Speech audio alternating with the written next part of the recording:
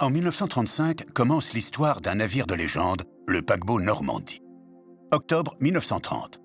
En soutien à la Compagnie Générale Transatlantique au bord de la faillite et afin de maintenir de l'emploi dans les chantiers navals, l'État passe commande du bateau que l'on surnommera la dette flottante.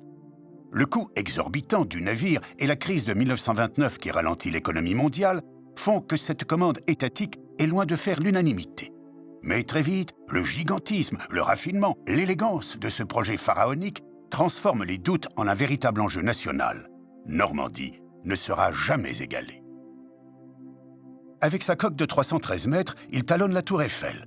Le fleuron des artistes français des années 30 travaille à la décoration du plus luxueux paquebot jamais construit. Lors de sa première rencontre avec l'océan, en mai 1935, il décroche le ruban bleu, prix de la traversée transatlantique la plus rapide, l'occasion d'une nouvelle couleur pour le timbre. En 1939, décision est prise de laisser Normandie en sécurité dans le port de New York. L'US Navy le réquisitionne en 1942 pour le transport des troupes, nouvelle carrière avortée par un incendie incontrôlable, clôturant la courte durée de vie du paquebot. Dans son film « Le Saboteur », Alfred Hitchcock engage clairement la responsabilité de la marine américaine. Son producteur, Universal, a dû se souvenir longtemps du savon passé par la Navy, indigné du sous-entendu.